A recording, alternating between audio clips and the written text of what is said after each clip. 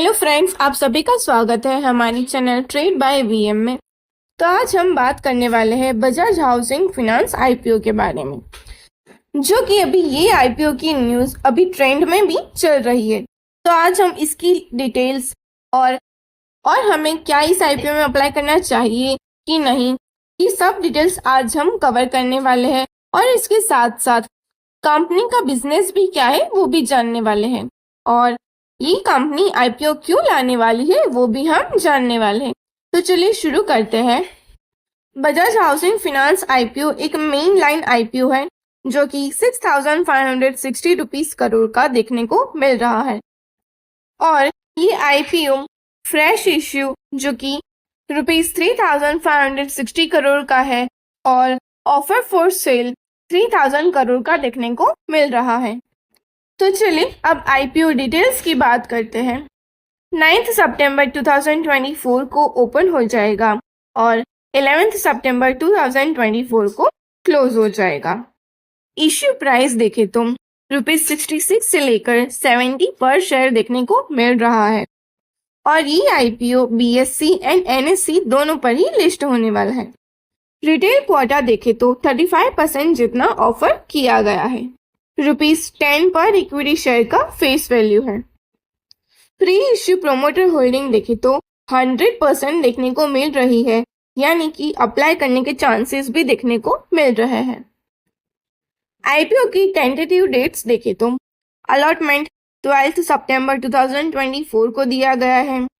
अगर किसी इन्वेस्टर्स को शेयर्स अलॉट ना हो तो 13 सितंबर 2024 के दिन रिफंड हो जाएंगे, और वाइस वर्सा अगर किसी इन्वेस्टर्स को शेयर्स अलॉट होते हैं तो उनके डीमैट अकाउंट में 13 सितंबर 2024 के दिन शेयर्स क्रेडिट हो जाएंगे।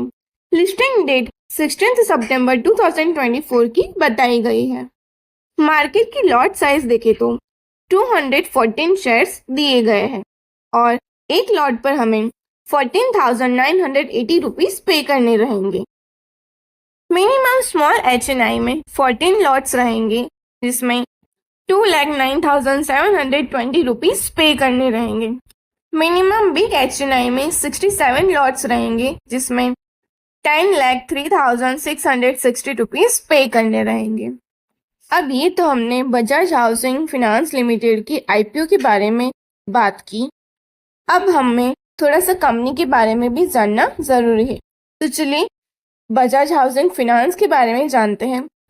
बजाज हाउसिंग फाइनेंस लिमिटेड जून 2008 में एस्टेब्लिश हुई थी, जो कि हाउसेस एंड कॉमर्शियल प्रीमाइसेस खरीदने के लिए और रिनोवेट करने के लिए फाइनेंशियल सॉल्यूशंस प्रोवाइड करती है। और बजाज हाउसिंग फाइनेंस अलग से मॉर्गेज प्रोडक्ट का भी रेंज देखने को मिलता है, जैसे कि home loans, property loans, lease discounting and real estate projects. Bajaj housing finance के नेटवर्क की बात करें तो 215 ब्रांचेस है, 174 लोकेशंस है, जो कि 20 स्टेट्स एंड 3 यूनियन टेरिटरीज में सिचुएटेड है। वैसे देखने जाए तो बजाज हाउसिंग फाइनेंस लिमिटेड जून 2008 में एस्टेब्लिश हुई थी, सो अभी तक इसका नेटवर्क अच्छा खासा देखने को मिल रहा है।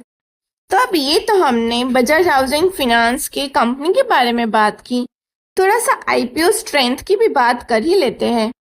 बजाज हाउसिंग फाइनेंस की एक स्ट्रॉन्ग ब्रांड इक्विटी है, डाइवर्सिफाइड पोर्टफोलियो है, इनकी टेक्नोलॉजी स्ट्रेटेजिक रहती है, इवैल्यूएशन एंड रिस्क मैनेजमेंट भी अच्छा देखने को मिलता है, और इनकी मैनेजमेंट टीम भी काफ़ी सपोर्टेड है।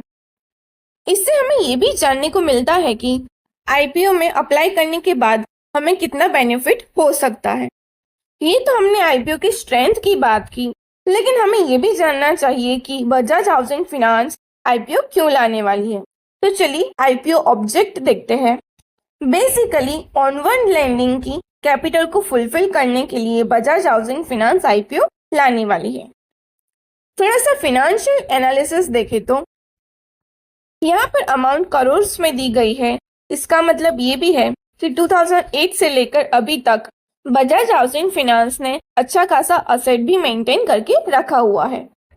असेट की बात करें तो मार्च 2024 से जून 2024 तक काफी हद तक इंक्रीज हुआ दिखाई दे रहा है, जो कि एक प्लस पॉइंट भी माना जा सकता है। रेवेन्यू की बात करें तो मार्च 2023 से जून 2024 तक अच्छा सफर रहा है और ये भी प्लस पॉइंट माना जाता है, यानी कि मार्च 2023 से मार्च 2024 में 34% जितना इंक्रीज हुआ है। इसी के साथ साथ प्रॉफिट आफ्टर टैक्स भी सेम ही इंक्रीज होता हुआ दिखाई दे रहा है। इसका इंक्रीमेंट मार्च 2023 से मार्च 2024 तक 38% जितना इंक्रीज हुआ है और ये भी प्लस पॉइंट है। नेटवर्थ देखें तो मार्च 2023 से जून 2024 तक काफी हद तक इंक्रीज हुआ है। बजाज हाउसिंग फाइनेंस के पीयर कंपैरिजन देखें तो एनएवी यानी कि नेट एसेट वैल्यू 18.2 देखने को मिल रही है। और जैसे कि मैंने आपको हर टाइम पर बताया ही है कि जिस कंपनी का एनएवी यानी कि नेट एसेट वैल्यू जितना कम हो उतना अच्छा साबित होता है।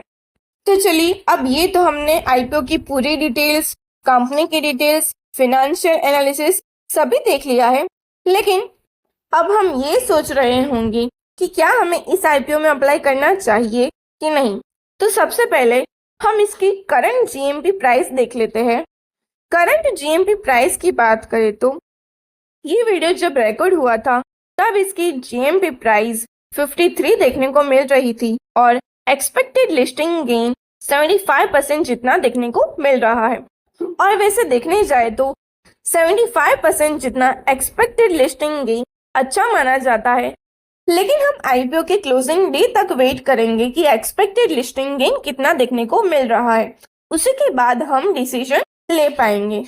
वैसे यहाँ stock market expert Dilip Dawara ने ओपनली आईपीओ के लिए अप्लाई रिव्यू दिया हुआ है। डिस्क्लेमर, तो अगर आप अप्लाई करना चाहें तो आप अपने इन्वेस्टमेंट एडवाइजर से एडवाइस लें और आगे बढ़े या नहीं ये आप पर डिपेंड करता है।